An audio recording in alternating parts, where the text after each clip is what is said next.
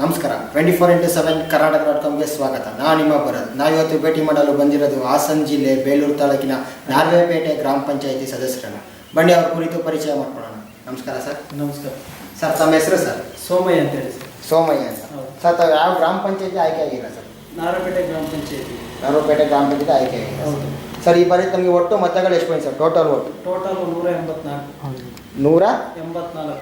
184. ಹೌದು ಸರ್, ಈ ಬಾರಿ ತಾವು ಯಾವ ಪಕ್ಷದಲ್ಲಿ ತಮ್ಮನ್ನು ತಾವು ಗುಡ್ಸ್ಕೊತಾ ಇದ್ದೀರಾ ಸರ್? ಜೆ ಡಿ ಎಸ್ ಪಕ್ಷ ತಮ್ಮನ್ನು ತಾವು ಗುಡ್ಸ್ಕೊತಾ ಇದ್ದೀರಾ. ಹೌದು ಸರ್, ಹೇಗೆ ಅನಿಸ್ತೀಯ ಸರ್ ರಾಜಕೀಯ ಜೀವನ? ಮೊದಲನೇ ಬಾರಿನೇ ಗೆದ್ದು ಎರಡನೇ ಬಾರಿ ಗೆದ್ದಿದ್ದೀವಿ. ಎರಡನೇ ಬಾರಿ ಗೆದ್ದು ಉಪಾಧ್ಯಕ್ಷರು ಕೂಡ ಆಗಿದ್ರಿ. ಆಗಿದ್ದೀವಿ. ಹೇಗೆ ಅನಿಸ್ತೀಯ ಸರ್? ಆಯ್ಕೆ ಸಾರ್ವಜನಿಕರ ಕೆಲಸಗಳನ್ನು ಮಾಡೋಕೆ ಇನ್ನೂ ಮಾಡಬೇಕು ಅನ್ನಿಸ್ತದೆ. ನಮ್ಮ ಇದರಲ್ಲಿ ಸಾರ್ವಜನಿಕರಿಗೆ ಒಳ್ಳೇದು ಮಾಡಿಕೊಡ್ಬೇಕು. ಸಾರ್ವಜನಿಕರು ಬಡ ಬಗ್ಗರುಗಳಿಗೆ ಒಳ್ಳೆಯ ರೀತಿ ಅವ್ರಿಗೆ ಏನು ಸೌಲಭ್ಯಗಳು ಸರ್ಕಾರದಿಂದ ಸಿಗ್ತವೆ, ಅವ್ರಿಗೆ ಯಾವ ಇಲಾಖೆಯಿಂದ ಯಾವ್ಯಾವ ಸೌಲಭ್ಯಗಳು ಬರ್ತಾವೆ ಅನ್ನೋದನ್ನು ನಾವು ಮನವರಿಕೆ ಮಾಡಿಕೊಡೋದೇ ನಮ್ದು ಫಸ್ಟು ಅದೇ ಅಂತ ಹೇಳ್ತೀವಿ. ಸರ್, ತಮ್ಗೆ ರಾಜಕೀಯ ಬರೋಕ್ಕೆ ಸ್ಫೂರ್ತಿ ಏನು ಸರ್?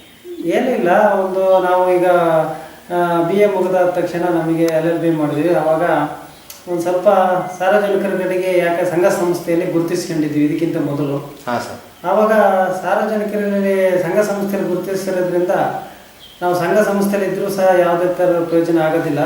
ಆ ಉದ್ದೇಶಕ್ಕೋಸ್ಕರ ನಾವು ಸಾರ್ವಜನಿಕರಿಗೆ ಬಂದು ಈ ಗ್ರಾಮ ಪಂಚಾಯಿತಿ ಮಟ್ಟದಲ್ಲಿ ನಾವು ನಿಂತ್ಕೊಂಡಾಗ ಅಥವಾ ತಾಲೂಕು ಪಂಚಾಯತಿಗೋ ಜಿಲ್ಲಾ ಪಂಚಾಯತಿಗೆ ಹೋದಾಗ ಇನ್ನೂ ಹೆಚ್ಚಿನ ರೀತಿಯಲ್ಲಿ ನಾವು ಅವರಿಗೆ ಪ್ರೋತ್ಸಾಹವನ್ನು ನೀಡ್ಬೋದು, ಸಾರ್ವಜನಿಕರು ಕೆಲಸ ಮಾಡ್ಬೋದು ಅನ್ನೋ ಉದ್ದೇಶದಿಂದ ನಾವು ರಾಜಕೀಯ ಬಂದ್ವಿ. ಸರ್, ಈ ಬಾರಿ ಒಟ್ಟು ಮತಗಳು ಎಷ್ಟು ಬಂದಿದೆ ಸರ್ ತಮಗೆ? 184. 184. ನಾವು ಎಷ್ಟು ಅಂತರದಿಂದ ಗೆದ್ದಿರ ಸರ್? 64 ಜನ ಇದ್ರು. ನನ್ನ ವಿರುದ್ಧನೇ 4 ಜನ ಇದ್ರು. ಹಾಂ. 64 ಮತದಿಂದ ಮುಂದೆ ಬಂದು. ಸರ್, ತಮ್ಮ ಅಧಿಕಾರ ಅವಧಿಯಲ್ಲಿ ಯಾವ ರೀತಿಯ ಕೆಲಸ ಕಾರ್ಯಗಳು ಆಗಿದೆ ಸರ್ ತಮ್ಮ ಗ್ರಾಮದಲ್ಲಿ? ನಮ್ಮ ಗ್ರಾಮದಲ್ಲಿ ಎಲ್ಲ ಇದರಲ್ಲಿಗೂ ಎಲ್ಲ ರೀತಿಯಲ್ಲೂ ಯಾವುದೇ ಒಂದು ಪಂಚಾಯತಿಯಿಂದ ಏನು ಸೌಲಭ್ಯ ಬರುತ್ತೋ ಆ ಗ್ರಾಮಕ್ಕೆ ಏನೇನು ಸಲ್ಲಬೇಕು ಅನ್ನೋದನ್ನು ಇದರಲ್ಲಿ SC/ST ಗ್ರಾಂಟ್ಸ್ ಇರ್ಬೋದು, 20% ಇರ್ಬೋದು, ಉದ್ಯೋಗ ಖಾತ್ರಿ ಇರ್ಬೋದು, 13ನೇ ಹಣಕಾಸು ಇರ್ಬೋದು, ಎಲ್ಲನೂ ಸರಿಸಮಾನವಾಗಿ ನಮ್ಮ ಗ್ರಾಮಗಳಿಗೆ ಏನು ಸಲ್ಲಬೇಕು ಅವೆಲ್ಲನೂ ಮಾಡಿಕೊಟ್ಟಿದ್ದೀವಿ. ಮತ್ತು ನಮ್ಮ ಗ್ರಾಮದಲ್ಲಿ ವಿಧವೆಯರು ಇರ್ಬೋದು, ಅವರಿಗೆ ವಿಧವೆ ವೇತನ ಮಾಡಿಸ್ಕೊಟ್ಟಿದ್ದೀವಿ. ವೃದ್ಧಾಪ್ಯ ವೇತನ, ಸಂಧ್ಯಾ ಸುರಕ್ಷೆ ಮಾಡಿಕೊಟ್ಟಿದ್ವಿ. ಅಂಗವಿಕಲರ ವೇತನ ಮಾಡಿದ್ವಿ. ಟೋಟಲ್ ನಮ್ಮ ಪಂಚಾಯತಿ 9 ಹಳ್ಳಿಗೂ ಸಹ ಎಲ್ಲ ಜನಗಳಿಗೂ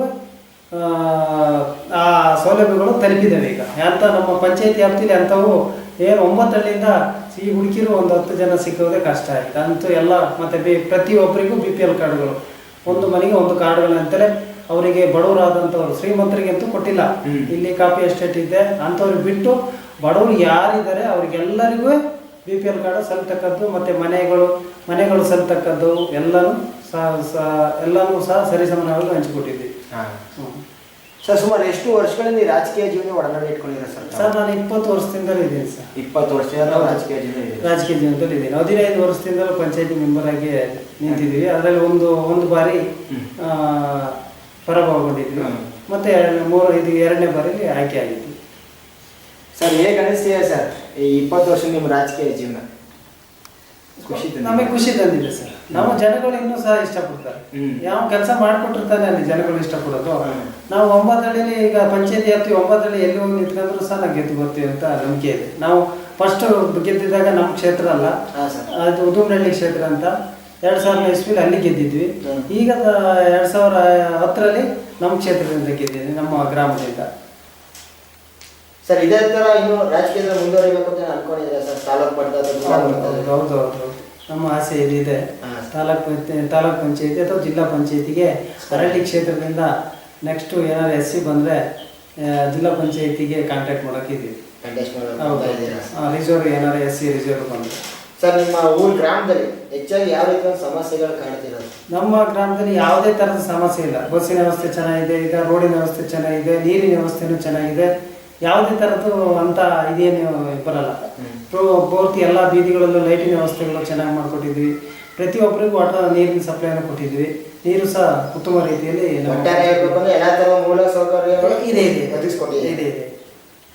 ಸರ್, ರಾಜಕೀಯ ಬಿಟ್ಟು ಬೇರೆ ಇನ್ಯಾವ ಸಂಘ ಸಂಸ್ಥೆಯಲ್ಲಿ ತಮ್ಮಂತ ಗುರುತಿಸ್ಕೊಂಡಿದ್ದೀರಾ ಸರ್? ನಾವು ಹಿಂದೆ ಅಂಬೇಡ್ಕರ್ ಯುವಕ ಸಂಘದ ಅಧ್ಯಕ್ಷರಾಗಿ ಕಾರ್ಯನಿರ್ವಹಿಸಿದ್ವಿ.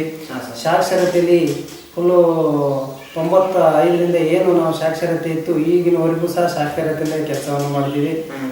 ಅಲ್ಲಿ ಮುಖ್ಯ ತರಬೇತುದಾರರಾಗಿ ಸ್ವಯಂ ಸೇವಕರಾಗಿ ಅಲ್ಲಿ ಏನೇನು ಇದು ಅವೆಲ್ಲರಿಗೂ ನಾವು ಇಲ್ಲಿ ದಾರೆ ಎರೆದಿದ್ವಿ. ಪಂಚಾಯತಿ ಮಟ್ಟದಲ್ಲಿ ಅವ್ರನ್ನ ಯಾವ ರೀತಿ ಮಾಡಬೇಕು, ಯಾವ ರೀತಿ ಬಳಸಬೇಕು, ಏನೇ ಇದೆ ಯಾವ ರೀತಿ ಇತ್ತು ನಾವು ಮಠದಲ್ಲೂ ಸಹ ನಾವು ಸಾಕ್ಷರತೆಯಲ್ಲಿ ಅವ್ರನ್ನ ಮಾಡಿದ್ದೀವಿ.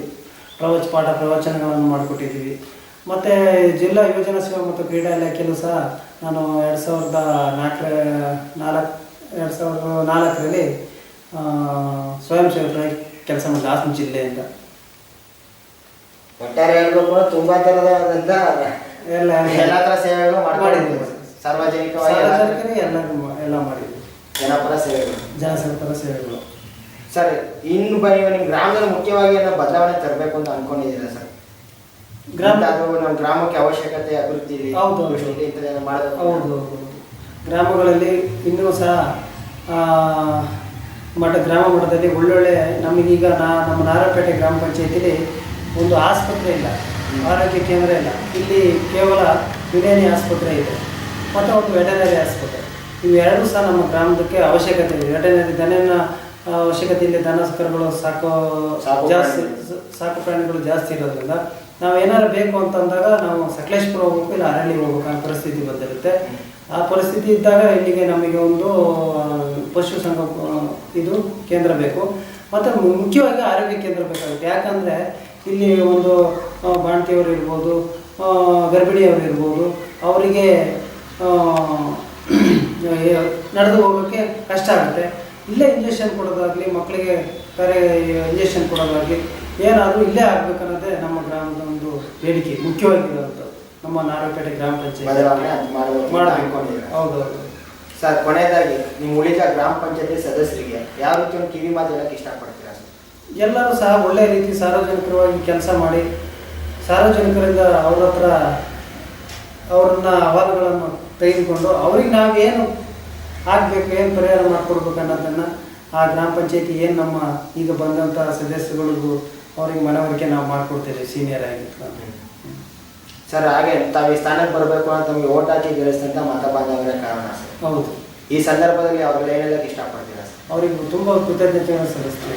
ಯಾಕಂದರೆ ಒಬ್ಬನ ಮನುಷ್ಯನ ಆಯ್ಕೆ ಮಾಡಬೇಕಾದ್ರೆ ಅವರ ಮನಸ್ಸಿನಲ್ಲಿ ಅಷ್ಟೇ ನಾವು ಕೆಲಸ ಕಾರ್ಯಗಳನ್ನು ಹಿಂದೆ ಆಗಿರಲಿ ಅಥವಾ ಮುಂದೆನೂ ಆಗಿರಲಿ ಮಾಡಿಕೊಡ್ಬೇಕಾಗುತ್ತೆ. ಒಬ್ಬೊಬ್ಬರಿಗೆ ಒಂದೊಂದು ಸೌಲಭ್ಯಗಳನ್ನು ನಾವು ಮಾಡಿಕೊಡೋಕ್ಕೆ ಇಷ್ಟಪಡ್ತೀವಿ. ಒಬ್ಬರಿಗೆ ಬೇರೆ ಗ್ರಾಂಟ್ಸ್ಗಳು ಬಂದಾಗ ಇನ್ನೊಬ್ಬರಿಗೆ ದೊಡ್ಡವರಿಗೆ ಬೇರೆ ಥರ ಇರ್ತವೆ. ಪಂಚಾಯತಿ ಮಾಡ್ತಾರೆ ಅವ್ರಿಗೆ ನಾವು ಏನು ಬೇಕೋ ಆ ಸೌಲಭ್ಯಗಳನ್ನು ಕಲ್ಪಿಸ್ಕೊಡ್ತೀವಿ ಮತ್ತು ಮನವರಿಕೆ ಅವ್ರಿಗೆ ಕೊಡ್ತೀವಿ. ಇಂಥ ಸೌಲಭ್ಯ ಬಂದಿದೆ, ಇದನ್ನು ಉಪಯೋಗಿಸ್ಕೊಳ್ಳಿ ಅನ್ನೋ ಮಟ್ಟದಲ್ಲಿ ಮಾಡ್ಕೊಡ್ತೀವಿ. ಸರ್ ಇಷ್ಟು ಒಳ್ಳೊಳ್ಳೆ ಯೋಜನೆಗಳು ಇಟ್ಕೊಂಡಿದ್ದೀರಾ. ನಿಮ್ಮ ಯೋಜನೆಗಳೆಲ್ಲ ಫಲಕಾರಿಯಾಗಲಿ, ಇನ್ನೂ ಹೆಚ್ಚಿನ ಅಭಿವೃದ್ಧಿ ಕೆಲಸ ಕಾರ್ಯ ತಮ್ಮಿಂದ ಆಗಲಿ ಅಂತ ಆಶಿಸ್ತಾ ಇಷ್ಟೊತ್ತು ನಿಮ್ಮ ಮನಗಾದ ಮಾತ್ರ ನಮ್ಮ ಜೊತೆ ಹಂಚ್ಕೊಂಡಿದ್ದೀರಾ. ತುಂಬ ಧನ್ಯವಾದ. ನಮಸ್ಕಾರ.